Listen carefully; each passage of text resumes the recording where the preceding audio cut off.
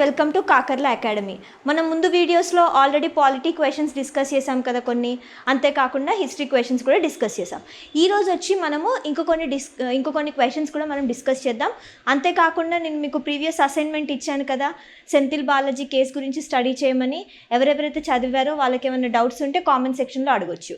So మనం ఈరోజు కూడా మనం సిమిలర్ వేలో అసైన్మెంట్ కూడా చేయబోతున్నాం. బట్ ఇక్కడ ఫస్ట్ క్వశ్చన్ ఏంటో చూద్దాం. Which one of the following does not indicate a prominent federal feature of Indian state?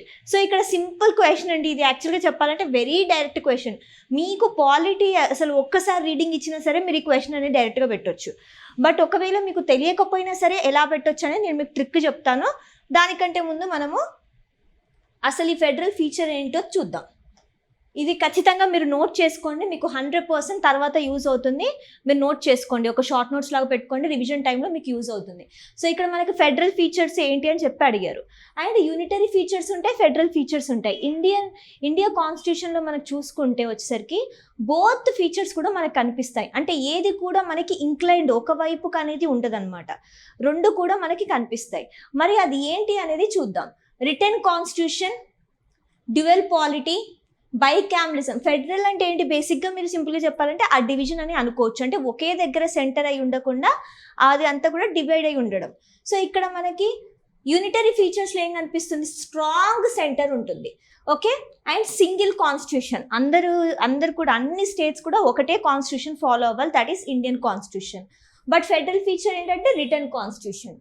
ఇంకా డ్యూయల్ పాలిటీ కనిపిస్తుంది, బట్ ఇక్కడ మనకి స్ట్రాంగ్ సెంటర్ కనిపిస్తుంది. బైకామరలిజం చూడొచ్చు మనం, అంతే కదా. But however again strong centre ఉంటుంది. అండ్ అంతేకాకుండా స్టేట్స్ అనేవి నాట్ ఇండిస్ట్రక్టబుల్, స్టేట్స్ని డిస్ట్రక్ట్ చేయవచ్చు. అంటే అది యూనిటరీ ఫీచర్ అవుతుంది. ఇంకా డివిజన్ ఆఫ్ పవర్స్, ఇప్పుడు నేను ఏం చెప్పాను ఏదంటే డివైడ్ అవ్వడమే కదా ఫెడరల్ అంటే. సో పవర్స్ డివిజన్ అనేది చూడొచ్చు, ఓకే. అంతేకాకుండా మనకి ఎమర్జెన్సీ ప్రొవిజన్స్ కూడా ఉంటాయి. ఎమర్జెన్సీ ప్రొవిజన్స్ ఉన్నప్పుడు ఈ పవర్స్ డివిజన్ అయినప్పటికీ ఈక్వల్గా అన్ని స్టేట్స్కి సేమ్ పవర్స్ అనేది ఎమర్జెన్సీ టైంలో కూడా అప్లై అవ్వదు, okay. Supremacy of the constitution and single citizenship, rigid constitution, independent judiciary. ఇది చాలా ఇంపార్టెంట్. మనకి మోస్ట్ ఆఫ్ ద ఎగ్జామినేషన్స్లో ఆల్రెడీ ఈ క్వశ్చన్ అడగడం జరిగింది. ఇండిపెండెంట్ జ్యుడిషియరీ అండ్ ఇక్కడ వచ్చేసరికి మనకి ఇంటిగ్రేటెడ్ జ్యుడిషియరీ, ఓకే. ఇది ఫెడరల్ ఎందుకంటున్నామంటే దానికి అది అకౌంటబుల్ అయినప్పటికీ ఇండిపెండెంట్గా యాక్ట్ చేసే పవర్ ఉంటుంది, కానీ అట్ ద సేమ్ టైం ఇంటిగ్రేటెడ్గా కూడా ఉంటుంది. So all India services, appointment of governor, integrated election machinery, ఇవన్నీ కూడా మనకి యూనిటరీ ఫీచర్స్ కిందకి వస్తాయి. సో ప్లీజ్ నోట్ అన్న చేసుకోండి, లేదంటే ఒకసారి స్క్రీన్ షాట్ తీసుకోండి, okay. Take a screen shot, I'll just move A side, yeah, okay. So ఇలా తీసుకున్న స్క్రీన్ షాట్స్ అన్ని కూడా మీరు ఏం చేయొచ్చు అంటే మీరు ఒక దగ్గర అసెంబుల్ చేసుకొని పెట్టుకోండి. సో దట్ ఎప్పుడైతే మీకు రివిజన్ టైం ఏ ఎగ్జామ్ రాసినా సరే ఇది చాలా చాలా ఇంపార్టెంట్ టాపిక్. ఇప్పుడు మనం క్వశ్చన్కి వద్దాం. చూడండి ఇక్కడ ఏం అడుగుతున్నారు? Does not indicate a prominent federal feature. అంటే ఈ కింది వాటిలలో మనకి భారత రాజ్యాంగం ఏదైతే ఉందో దాంట్లో సమాఖ్య లక్షణము సూచించుట లేదు, ఏది సూచించట్లేదని అడుగుతున్నారు. ఏది సూచిస్తుంది కాదు, ఏది సూచించట్లేదని అడుగుతున్నారు. సో ఇక్కడ మనకు వచ్చేసరికి ఏంటంటే independent judiciary, supremacy, distribution of powers, ఇవన్నీ కూడా మనం ఏమనుకున్నాం ఆల్రెడీ, ఇవన్నీ కూడా మనకి ఫెడరల్ ఫీచర్స్ అని ఆల్రెడీ అనుకున్నాం. కాబట్టి మనకి ఇక్కడ వచ్చేసరికి దేన్ని చూపించట్లేదని అడుగుతున్నారు. అలొకేషన్ ఆఫ్ ఫినాన్షియల్ రిసోర్సెస్, అసలు అలొకేషన్ ఆఫ్ ఫినాన్షియల్ రిసోర్సెస్ అనేది మనకి ఫెడరల్ ఫీచర్ కిందికి రాదు, ఓకే. ఇది మీకు సింపుల్గా చూసుకోవచ్చు. Next, in the words of K C Wheare a constitutional expert. K C Wheare ఎవరు? Constitutional expert. సో క్వశ్చన్ల నుంచి మనకి క్వశ్చన్స్ రావచ్చు కొన్ని టైమ్స్. అది ఎలా అంటే నెక్స్ట్ ఎగ్జామినేషన్లో మేబీ మీకు అప్కమింగ్ మళ్ళీ ఏపీపీఎస్సీ ఎగ్జామ్లో, టీఎస్పీఎస్సీ ఎగ్జామినేషన్లో కేసీ వియర్ ఎవరు అని చెప్పి అడగొచ్చు. కింద మనకి ఆథర్ అంటారు, పొలిటీషియన్ అంటారు, ఇంకేదైనా అడుగుతారు. So is a constitutional expert అనమాట, ఓకే. సో ఆయన వర్డ్స్లో ఇండియా అంటే ఏంటి, ఈ రాజ్యాంగ నిపుణుడైన కేసీ వియర్ ఎవరైతే ఉన్నారో అతని మాటల్లో అసలు ఇది ఏంటి అనేది చూద్దాం, okay. Cooperative federation, quasi federation, strong union, not a federation. So ఇది తెలియాలంటే ఫస్ట్ మీకు కాన్సెప్ట్ చెప్తాను నేను. సో ఈయన ఏం చెప్తున్నారంటే, ఇది చూడండి మీకు విచిత్రంగా ఉండొచ్చు, బట్ మనం ఇందాక ఆల్రెడీ ఫెడరల్ గురించి ఒక క్వశ్చన్ చూసాం. సేమ్ పేపర్లో 2017లో నెక్స్ట్ క్వశ్చన్స్ అంటే సేమ్ కాన్సిక్వెంట్ క్వశ్చన్సే మనకి ఈ యూనిటరీ ఫీచర్స్ గురించి ఇచ్చారు. అంటే ఒకటే టాపిక్ గురించి 2 క్వశ్చన్స్ ఇచ్చారు చూడండి. ఓకే, సో ఇక్కడ ఏమి మనకి బేసిక్గా ఈయన మాటల్లో ఏంటంటే కాన్స్టిట్యూషన్, మన ఇండియా కాన్స్టిట్యూషన్లో వచ్చేసరికి మోర్ యూనిటరీ ఫీచర్స్ ఉంటాయి, ఫ్యూర్ ఫెడరల్ ఫీచర్స్ ఉంటాయి. అంటే స్ట్రాంగ్ సెంటర్ ఉంటుంది, ఇంటిగ్రేటెడ్ జ్యుడిషియరీ ఉంటుంది. అలా ఆయన ఏం చెప్తున్నారంటే బేసిక్గా చెప్పాలంటే మనకి ఎక్కువ యూనిటరీ ఫీచర్స్ కనిపిస్తాయి, తక్కువ ఫెడరల్ ఫీచర్స్ కనిపిస్తాయి అంటున్నారు. So he saying that it is a intermediate form of state between unitary and federation. అంటే రెండింటికి మధ్య దారి ఏదైతే ఉంటుందో అది ఎంచుకున్నాం అనమాట మనం ఆయన మాటల్లో. ఎవరు? కేసీ వేర్ మాటల్లో. సో ఇక్కడ మనకి ఫెడరల్ గవర్నమెంట్ ఫీచర్స్ ఇంకా యూనిటరీ గవర్నమెంట్ ఫీచర్స్ అనేవి కనిపిస్తున్నాయి కాబట్టి what he said, it is a quasi federation అంటున్నాడు. కోఆపరేటివ్ కాదు, quasi federation. Next, in which year did the right to education come into force as fundamental right? So ఇది తెలియాలంటే కూడా మీకు యాక్చువల్గా 2001, 2002 అని కాదని మాత్రం తెలిసిపోతుంది. మీకు బేసిక్ ఐడియా ఉన్నా కూడా అసలు ఈ రైట్ టు ఎడ్యుకేషన్ ఎప్పుడు ఇంట్రడ్యూస్ చేశారు, ఎప్పుడు ఎఫెక్ట్లోకి వచ్చిందనే విషయం మీకు ఈ 2 ఆప్షన్స్ కాదని తెలుస్తుంది. దీంట్లో మీకు కన్ఫ్యూషన్ వస్తుంది. సో మనం అదేంటో చూద్దాం. మనకి ఈ రైట్ టు ఎడ్యుకేషన్ కంపల్సరీగా ఉండాలి అని గవర్నమెంట్ రియలైజ్ అయింది. బికాస్ ఆ లిటరసీ రేట్ అవన్నీ అబ్జర్వ్ చేసిన తర్వాత రైట్ టు ఎడ్యుకేషన్ అనేది ఖచ్చితంగా అందరికీ ఉండాలి, irrespective of the caste, religion, race, sex, anything, వాళ్ళకి ఆ రైట్ టు ఎడ్యుకేషన్ ఉండాలి అని. సో పార్లమెంట్ ఆఫ్ ఇండియా ఏం చేసింది అంటే మనకి 4th August 2009లో మనకి ఈ యాక్ట్ అనేది ఎనాక్ట్ చేయడం జరిగింది అనమాట. ఖచ్చితంగా ఇది ఉండాలి అని చెప్పి వాళ్ళు ఎనాక్ట్ చేశారు. కానీ అది ఒరిజినల్గా ఫోర్స్లోకి ఎప్పుడు వచ్చింది, ఎఫెక్ట్లోకి ఎప్పుడు వచ్చింది అంటే 1st April 2010. సో ఇక్కడ క్వశ్చన్ చూడండి, 2010. ఎందుకంటే వాళ్ళు ఇక్కడ ఏం అడుగుతున్నారు, కమింగ్ టు ఫోర్స్ అని అడుగుతున్నారు, ఎప్పుడు ఎనాక్ట్ అడగట్లేదు. ఇన్ కేస్ ఇదే క్వశ్చన్ ఎనాక్ట్ అని అడిగితే అప్పుడు మీరు ఏం చేస్తారు, మీరు సింపుల్గా 2009 అని పెట్టాలి. ఓకే, సో అలా మనకి 1st April 2010 నుంచి అది ఎనాక్ట్ అవుతూ వచ్చిందనమాట ఎడ్యుకేషన్ అనేది.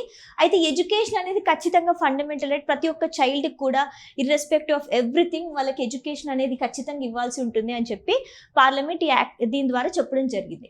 అంతేకాకుండా ఫ్రీ ఉండాలి education and mandatory education, especially for the age between 6 to 14 years. ఇది ఏ article? Article 21A. Article 21A ప్రకారం మనకి ఫ్రీ అండ్ కంపల్సరీ ఎడ్యుకేషన్ ఖచ్చితంగా ఉండాలి అని చెప్తున్నారు. ఇప్పుడు ఇదే క్వశ్చన్ మనకి నెక్స్ట్ టైం మేబీ ఎగ్జామినేషన్ రావచ్చు. Article 21A, under article 21A which of the following statement true అని అడగొచ్చు, లేకపోతే ఆర్టికల్ 21A ప్రొవైడ్స్ ఫర్ ఏదైనా అడగొచ్చు. సో ఇది గుర్తుపెట్టుకోండి, ఆర్టికల్ 21A. నెక్స్ట్, అంతేకాకుండా దీంతో ఇంకా మనకి ఏం ప్రొవైడ్ చేస్తున్నారు అంటే కాన్స్టిట్యూషన్ 25% ఆఫ్ రిజర్వేషన్ ఉంటుందన్నమాట. ఎవరికి? Disadvantaged sections of the society. Okay, disadvantage sections ఏవైతే ఉంటాయో వాళ్ళకి 25% రిజర్వేషన్ కూడా ప్రొవైడ్ చేస్తున్నారు అనమాట. ఎందుకు? ఇంకొంచెం వాళ్ళకి ఎంకరేజ్మెంట్ కోసం అని. అండ్ రైట్ టు ఎడ్యుకేషన్ ఏదైతే ఉందో దీని ఎర్లియస్ట్ మెన్షనింగ్ అనేది మనకి ఎప్పుడు చూడొచ్చు అంటే రామమూర్తి కమిటీ రిపోర్ట్లో. ఇది 1990లో ఇవ్వడం జరిగింది. సో మనకి నెక్స్ట్ టైం ఈ క్వశ్చన్ అడగొచ్చు, ఈ రామమూర్తి కమిటీ రిపోర్ట్లో అసలు దేని గురించి ఇచ్చారని చెప్పి, రైట్ టు ఎడ్యుకేషన్లో. So this is also very important. So ఇలా క్వశ్చన్ చేసేటప్పుడు ఒక క్వశ్చన్ నుంచి మీరు ఇప్పటి నుంచి ప్రాక్టీస్ చేయండి. ఒక క్వశ్చన్ చదువుతున్నారా, దాంట్లో నుంచి మీరే 5 questions ఫ్రేమ్ చేయండి. ఓకేనా? So make it a habit. ఒక క్వశ్చన్ ప్రాక్టీస్ చేస్తే ఒక క్వశ్చన్ నుంచి 5 questions మీరు ఓన్గా ఫ్రేమ్ చేసి ట్రై చేయండి. And also you can do one thing to make our classes more interactive. మీరు కామెంట్ సెక్షన్లో కూడా పెట్టండి. ఇప్పటి నుంచి నేను ఫ్రేమ్ చేసిన ఈ క్వశ్చన్స్ ఏవైతే ఉన్నాయో ఈ ప్రీవియస్ ఇయర్ క్వశ్చన్స్ నుంచి మీరే ఓన్ క్వశ్చన్స్ ఫ్రేమ్ చేసి కామెంట్ సెక్షన్లో పెట్టండి. ఓకే, సో దానికి వేరే వాళ్ళు రిప్లై కూడా ఇస్తారు, కరెక్ట్ ఆన్సర్ అయితే మీరు చెప్పొచ్చు. In this way you will learn more. Next question చూద్దాం. The reason for the public accounts committee of parliament being headed by a member of opposition party in the Lok Sabha. సో ఇక్కడ మనకి ఏం అడుగుతున్నారంటే పార్లమెంట్ ఒక పబ్లిక్ అకౌంట్స్ కమిటీ ఏదైతే ఉందో దానికి ప్రతిపక్ష పార్టీకి చెందిన లోక్సభ సభ్యుడిని అధ్యక్షతగా పెడతారని చెప్తున్నారు. మరి దానికి కారణం ఏంటి? ఎందుకో ప్రతిపక్ష పార్టీ వాళ్ళకి సంబంధించిన వాళ్ళని పెడుతున్నారు, ఇంకెవరైనా పెట్టొచ్చు కదా, దానికి రీజన్ ఏంటి అని చెప్పి అడుగుతున్నారు అనమాట. సో ఇక్కడ ఏంటి? Rules framed by government, convention, rules of procedure of parliament, presidential order. So అసలు ఇది సబ్జెక్ట్ తెలియకపోయినా కూడా సింపుల్గా సార్ట్అవుట్ చేసేలాగా ఇచ్చారు ఆప్షన్స్. కన్వెన్షన్ అయితే కాదు, మనం ఏదైనా చేస్తే అయితే గవర్నమెంట్ చెప్పినందుకు చేస్తాం, లేదా కాన్స్టిట్యూషన్ వల్ల చేస్తాం. సో ఇది కాదు. నెక్స్ట్, ప్రెసిడెన్షియల్ ఆర్డర్ కూడా కాదు. అండ్ ఇక్కడ మనకి ఈ 2 దగ్గర కన్ఫ్యూజన్ రావచ్చు. అక్కడ చూసుకుంటే పబ్లిక్ అకౌంట్స్ కమిటీ అంటున్నారు కాబట్టి వీ కెన్ సింప్లీ సే ఇక్కడ ఆపోజిషన్ పార్టీ కూడా ఉంటుంది కాబట్టి we can simply put the answer as rules framed by the government. So ఈ విధంగా మీరు ఏం చేయొచ్చు అంటే మీకు ఒకవేళ సబ్జెక్ట్ తెలియకపోయినా సరే వెంటనే ఆన్సర్ క్వశ్చన్ అనేది స్కిప్ చేయకండి. ఓకే, అట్లీస్ట్ ట్రై చేయండి ఏం చేయొచ్చు, దీన్ని జనరల్ లాజిక్ అప్లై చేయండి. సో ఆన్సర్ ఏంటి 1. హవెవర్ దీని గురించి మనం ఫ్యూ పాయింట్స్ అనేవి ఇంపార్టెంట్ పాయింట్స్ డిస్కస్ చేద్దాం. సో మనకి ఇది వచ్చేసరికి one of the parliamentary committee. ఏంటిది? పబ్లిక్ అకౌంట్స్ కమిటీ ఏదైతే ఉందో అది one of the important parliamentary committee అనమాట. మరి వీళ్ళు ఏం చేస్తారు అంటే the examine the annual audit reports. Okay, CAG ఒక యాన్యువల్ ఆడిట్ రిపోర్ట్స్ ఏవైతే ఉంటాయో అవి ఎగ్జామిన్ చేస్తారు. ఈ సిఏజీ ఆడిట్ రిపోర్ట్స్ అనేవి ప్రెసిడెంట్ వచ్చేసరికి వాటిని పార్లమెంట్ ముందు పెట్టడం జరుగుతుంది. ప్రెసిడెంట్ ఏ రిపోర్ట్ అయితే పార్లమెంట్ ముందు పెడుతున్నారో ఆ రిపోర్ట్ని ఎగ్జామిన్ చేసేది మనకి కమిటీ అనమాట, పబ్లిక్ అకౌంట్స్ కమిటీ. అయితే ఇది వచ్చేసరికి మనకి 1921లో ఇంట్రొడ్యూస్ చేశారు. ఎప్పుడు అంటే after the first mention in government of India act 1919. And public accounts కమిటీలో వచ్చేసరికి మనకి 22 మెంబర్స్ ఉంటారు. అండ్ అంతేకాకుండా ఈ 22 మెంబర్స్ మరి ఎవరు అంటే 15 మెంబర్స్ వచ్చేసరికి లోక్సభ నుంచి ఎలెక్ట్ అయిన వాళ్ళు, are elected by Lok Sabha. And 7 members of Rajya Sabha. ఇలా 22 మెంబర్స్ ఉంటారు. సో నెక్స్ట్ టైం ఇది రావచ్చు మీకు క్వశ్చన్. ఓకే, అండ్ అంతేకాకుండా మనకి మరి స్పీకర్కి కూడా ఇక్కడ కొంచెం స్పెషల్ పవర్ అనేది ఉంటుంది. ఏంటి అంటే he can appoint the chairman of the committee.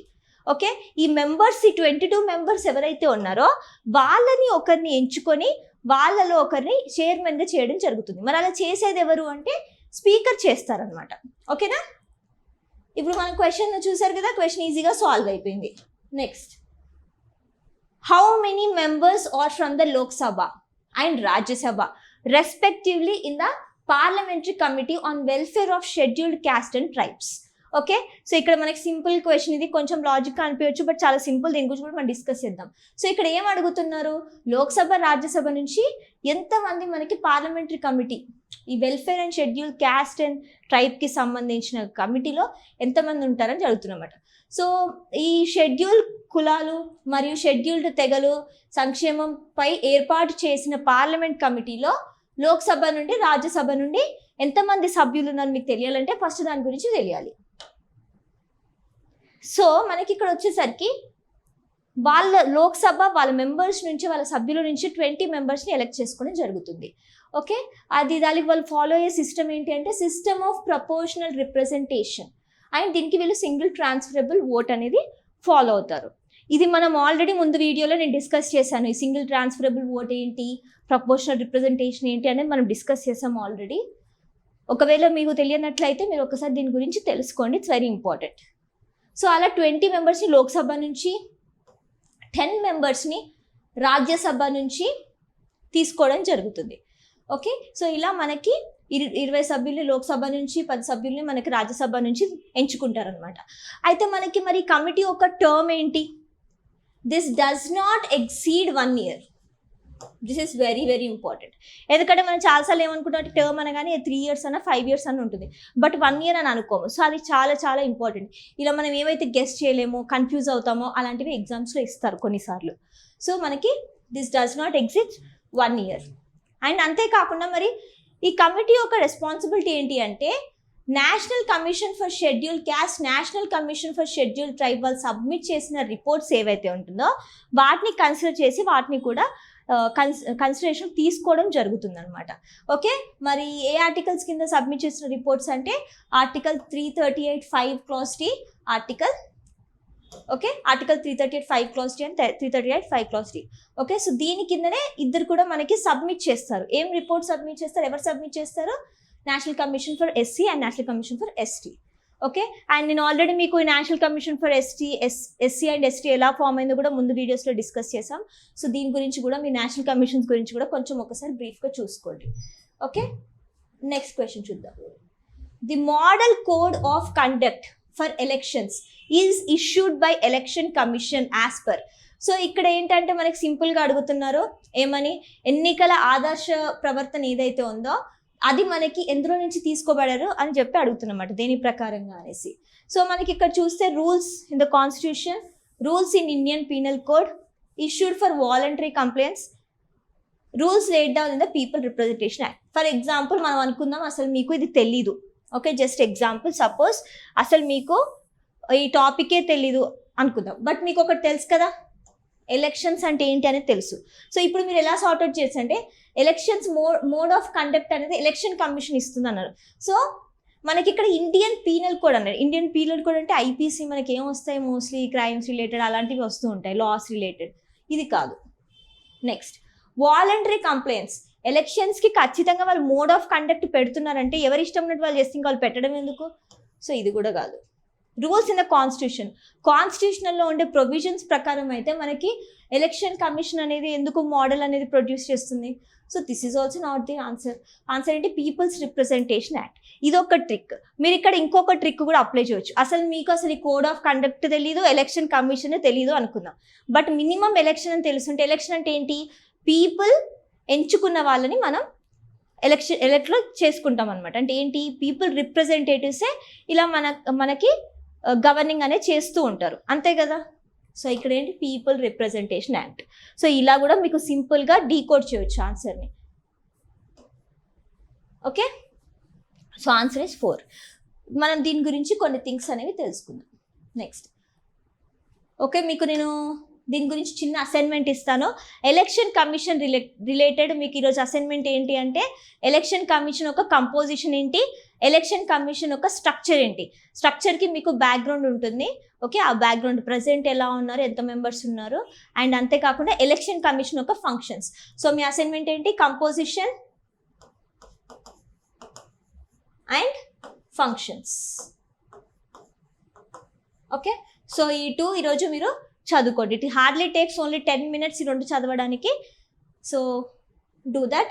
Next వీడియోలో మనం ఖచ్చితంగా వీటి గురించి నేను క్వశ్చన్స్ అడుగుతాను మిమ్మల్ని, సో దట్ మీకు ఇంకొంచెం మీరు ఎంత బాగా చదివారనేది మీకు అర్థమవుతుంది. నెక్స్ట్ చూద్దాం. Presidents rule is declared under which article of the constitution? So ఇక్కడ చూడండి 356, 358, 360, 352. యాక్చువల్లీ మీరు ముందు వీడియోస్ విన్నట్లయితే మీరు ఈజీగా పెట్టవచ్చు, ఇది ఆన్సర్ ఇస్ 356. బట్ ఒకవేళ మీరు ముందు క్లాస్ విన్నట్లయితే ఒకసారి వినండి, ప్రీవియస్ ఇయర్ క్వశ్చన్స్ మీకు ప్రాక్టీస్ అవుతుంది. అండ్ ఈ రిమైనింగ్ ఆర్టికల్స్ ఏంటో కూడా మనం డిస్కస్ చేద్దాం ముందు. ఓకే, సో ఈ ఆర్టికల్ 356 ఏంటి అంటే స్టేట్ గవర్నమెంట్ని సస్పెండ్ చేయడానికి ఉండే పవర్ అనమాట. Okay, so president can suspend state government. ఎందుకు? ప్రెసిడెంట్ రూల్ ఇంపోజ్ చేయడానికి స్టేట్ గవర్నమెంట్ని సస్పెండ్ చేసి ప్రెసిడెంట్ రూల్ అనేది ఇంపోజ్ చేయొచ్చు, అది ఆర్టికల్ 356. సో ఆన్సర్ డైరెక్ట్గా ఉంది.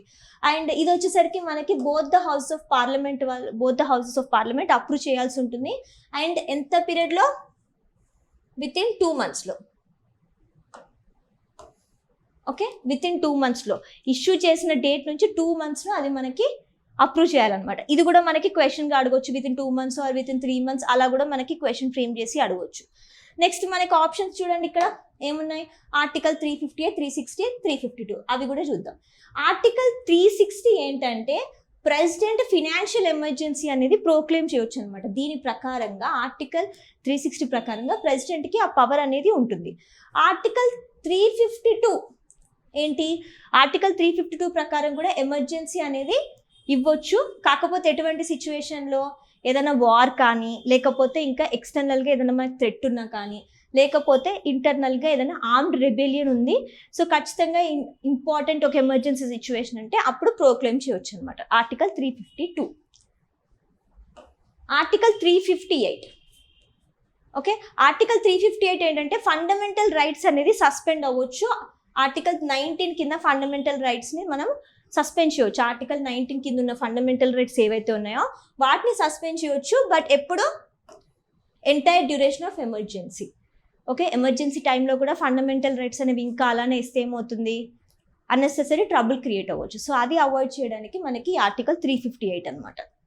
Okay, next question. Article 32 of the constitution can be amended with simple majority, cannot be amended, can be amended with 2/3 majority, can be amended with ratification of states. Article 32 ఏంటి అనేది మీకు తెలియాలంటే ఖచ్చితంగా మీరు ముందు video చూస్తుంటే ఇది కూడా తెలిసిపోయి ఉంటుంది ఆల్రెడీ. ఆర్టికల్ 32 ఏంటి అనేది. సో ఇది వచ్చేసరికి మనకి పార్ట్ 3 కిందికి వస్తుంది.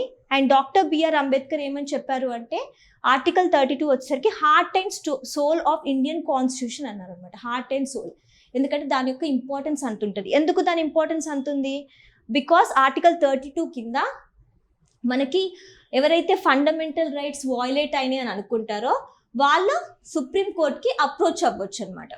Okay, to get any kind of things they can approach supreme court. ఎందుకు? ఇఫ్ ఇన్ కేస్ మీ ఫండమెంటల్ రైట్ వయలేట్ అనిపిస్తే అప్పుడు సుప్రీం కోర్ట్ని అప్రోచ్ చేసి సుప్రీం కోర్ట్ ఈ ఆర్టికల్ ప్రకారం బ్రిట్స్ ఇవ్వడం జరుగుతుంది. బ్రిట్స్ అంటే గుర్తొచ్చింది, మనం ఆల్రెడీ ముందు వీడియోలో బ్రిట్స్ గురించి డిస్కస్ చేశాం కదా. హేబియస్ కార్పస్ ఏంటి, మ్యాండమస్ ఏంటి అనేది. సో నేను ఇప్పుడు ఒక క్వశ్చన్ అడుగుతాను, సెరిషోరీ అంటే ఏంటి? సో రాస్తున్నాను స్క్రీన్ పైన. See what does this mean? ఇది కూడా ఒక రకమైన బ్రిట్టే కదా. సో దీని అర్థం ఏంటో మీరు ప్లీజ్ కామెంట్ బాక్స్లో పెట్టండి. అండ్ ఓకే, నా కమింగ్ టు ద ఇది వచ్చేసరికి మనకి ఏంటంటే ఆర్టికల్ 32 అనేది అంత ఇంపార్టెంట్ అనమాట. సో మరి అంత ఇంపార్టెంట్ అయినప్పుడు సింపుల్ మెజారిటీ అమెండ్ చేయకుండా అలా అయితే ఉండదు. This can be amended however with 2/3 of the majority. Next, which of these fundamental rights is available only to a citizen of India? Okay, ఇక్కడ చూడండి క్లియర్గా సిటిజన్ ఆఫ్ ఇండియాకి మాత్రమే అవైలబుల్ ఉంది అంటే ఫారినర్స్కి అవైలబుల్ లేని ఓన్లీ ఇండియన్ సిటిజన్స్కి అవైలబుల్ ఉంది ఏంటి అని చెప్పి అడుగుతున్నారు. ఏంటి? Rights under article 19, rights under article 25, 21, 14. So first అసలు ఫారినర్స్కి అవైలబుల్ ఉన్నాయి ఏంటి, ఇండియన్స్కి అవైలబుల్ ఉన్నది ఏంటో నేను మీకు చెప్తాను. ఓకే, ఫస్ట్ ఫండమెంటల్ రైట్స్ ఏంటో చూద్దాం. మనకి 6 ఫండమెంటల్ రైట్స్ అయితే అవైలబుల్ ఉన్నాయి కదా కాన్స్టిట్యూషన్ ప్రకారం. ఏంటి? రైట్ టు ఈక్వాలిటీ 14 to 18 వస్తుంది. Right to freedom article 19 to 22. Right against exploitation వచ్చేసరికి 23 to 24. Right to freedom of religion వచ్చేసరికి 25 to 28. And cultural educational rights సంబంధించింది ఆర్టికల్ 29 నుంచి 30 మధ్యలో ఉంటుంది. అండ్ అంతేకాకుండా right to constitutional remedies article 32. Okay, constitutional remedies ఇందాక discuss చేశాం కదా మనము బ్రిట్స్ గురించి, అది. సో ఇప్పుడు మనము మీకు బ్రీఫ్ ఐడియా చెప్పాను కదా, ఇది నోట్ చేసుకోండి, యూజ్ అవుతుంది. సో మనకు అసలు ఏవేవి ఓన్లీ ఇండియన్ సిటిజన్స్కి అవైలబుల్ ఉన్నాయో నేను చెప్తాను. ఇవి 15, 16, 19, 29, 30. ఓకే, 15, 16, 19, 29, 30 ఇవి మాత్రం ఓన్లీ ఇండియన్ సిటిజన్స్కి అవైలబుల్ ఉన్నాయి. ఒక్కొక్కటి ఏంటో చెప్తాను. 15 ఏంటి అంటే prohibition of discrimination on the grounds of race, religion, caste, gender or place of birth. Article 16 అంటే ఏంటి అంటే equality of opportunity in matters of public employment. Okay, article 19 ఏంటి? Protection of freedom of speech and expression, freedom of association, freedom of assembly, freedom of movement, freedom of residence, freedom of profession. మరి article 29 ఏంటి? Protection of culture, language, script of minorities article 29. Article 30 వచ్చేసరికి right of minorities to establish and administer educational institutions. Educational institutions వీళ్ళు establish చేయొచ్చు, ఇంకా దాని administration కూడా చేయడానికి వీళ్ళకి రైట్ ఉంటుంది అనమాట. సో ఇదేంటి 15, 16, 19, 29, 30 వచ్చేసరికి ఓన్లీ ఇండియన్ సిటిజన్స్కి అవైలబుల్ ఉంటుంది. 14, 20, 21, 21A, 22, 23, 24, 25, 26, 27, 28 వచ్చేసరికి అందరికి ఫారినర్స్కి ఇండియన్ సిటిజన్స్ అందరికీ కూడా అవైలబుల్ ఉండే రైట్స్ ఇవి. ఓకే, ఇవి ఒకసారి నోట్ చేసుకోండి షార్ట్గా మీరు, లేదంటే స్క్రీన్ షాట్ అనేది తీసుకోండి. సో ఇప్పుడు మనం క్వశ్చన్కి వద్దాం. సో ఇక్కడ క్వశ్చన్ ఏంటి? 25, 21, 14. నేను ఏం చెప్పాను? 15, 16, 19, 29, 30 మాత్రమే మనకి ఇండియన్ సిటిజన్స్కి అవైలబుల్ ఉన్నాయి, ఫారినర్స్కి లేవు. కానీ ఇక్కడ ఏమడుగుతున్నారు? ఓన్లీ టు సిటిజన్ అంటున్నారు. ఓన్లీ సిటిజన్కి అవైలబుల్ ఉంది ఏంటి? ఆర్టికల్ 19. సో ఆన్సర్ ఏంటి? ఆర్టికల్ 19. సో ఈరోజు మీకు ఇచ్చిన అసైన్మెంట్ గుర్తుంది కదా, ఎలక్షన్ కమిషన్ గురించి కంపోజిషన్ అండ్ ఎలక్షన్ కమిషన్ యొక్క ఫంక్షన్స్ అండ్ పవర్స్ చూడండి. అండ్ అంతేకాకుండా బ్రిట్స్ గురించి మీరు కామెంట్ సెక్షన్లో కూడా పెట్టొచ్చు. Thank you guys and keep following.